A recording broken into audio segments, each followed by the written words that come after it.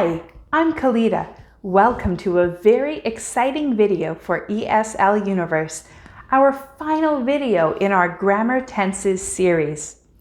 If you have been following my channel, you know that we have taken the time to teach about each of the tenses, including how to form them, when to use them, and examples for appropriate use. Today we will learn the last tense, the future perfect continuous, or future perfect progressive.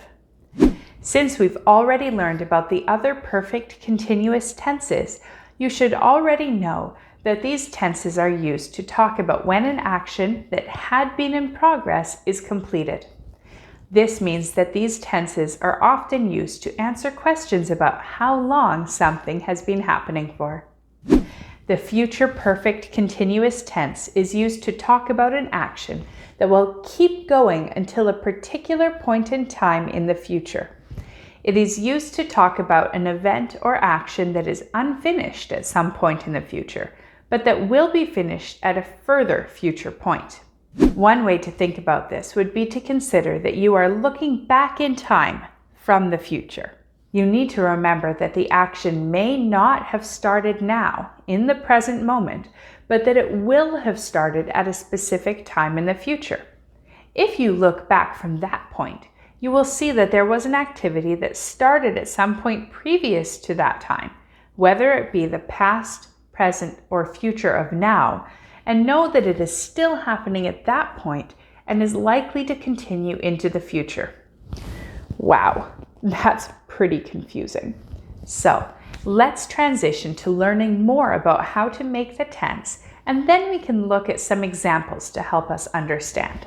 The good news is that it is relatively simple to form the future perfect continuous tense. To form the tense, we use the future perfect of the verb to be plus the present participle of the main verb. This means that it takes the form of will, have, been, plus the verb root ing.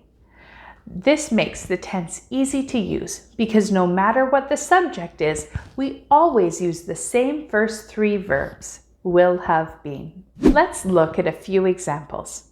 Next week, I will have been working there for 10 years. At 7 o'clock, we will have been waiting for 3 hours. In 5 minutes, he'll have been sleeping for 12.5 hours.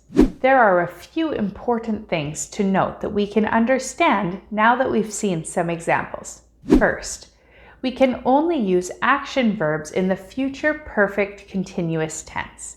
We can never use words like own or know in this tense. We have to use the future perfect for those static verbs. This is because, by definition of using a continuous tense, we are talking about the duration of an activity, which means that the action must take place over a period of time. Second, we typically use a time phrase to specify a particular time in the future in order to show the activity's duration. In our examples, we saw the phrases next week, at 7 o'clock, and in 5 minutes. We also frequently see by phrases, such as by the end, by 3 o'clock, or by the time. Notice that these phrases often come at the beginning of the sentence and are followed by the word for after the action.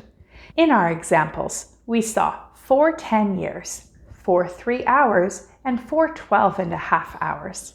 Finally, in order to shorten this long tense, we often contract sentences with a pronoun subject with the first helper verb will. Regardless of which pronoun we are talking about, we simply drop the wi part of will, and we use an apostrophe to add the double L to the pronoun. For example, I'll, she'll, or we'll. As always, this tense can also be used in the negative and the interrogative forms.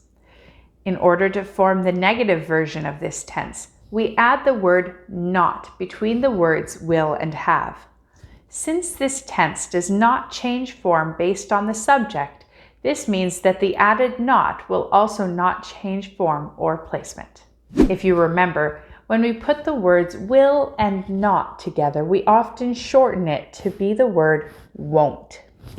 This means that the negative form of this tense will look like won't plus have plus been plus root ing. Here's a few examples. They won't have been playing hockey for long enough to qualify. We won't have been living here for a year yet by then. I won't have been working at this company for 3 months yet. For interrogative sentences or question sentences, we need to flip the subject with the word will. The rest of the tense stays the same. For example, will you have been playing soccer for 3 years by then? Will they have been sleeping for long enough? Will he have been working here for 6 months by the day of the party?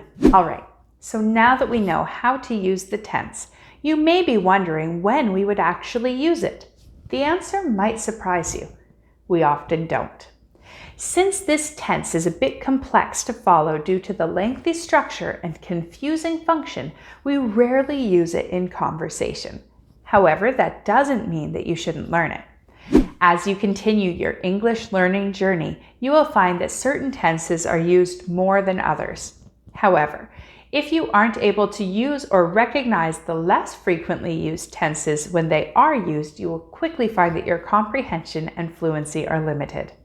So, I recommend writing at least 10 sentences that correctly use this tense in order to practice it a bit today. Then, I challenge you to find 5 examples of the tense being used in writing so that you can better understand the type of context that you may see this tense used in. Have a great day and see you next week on ESL Universe.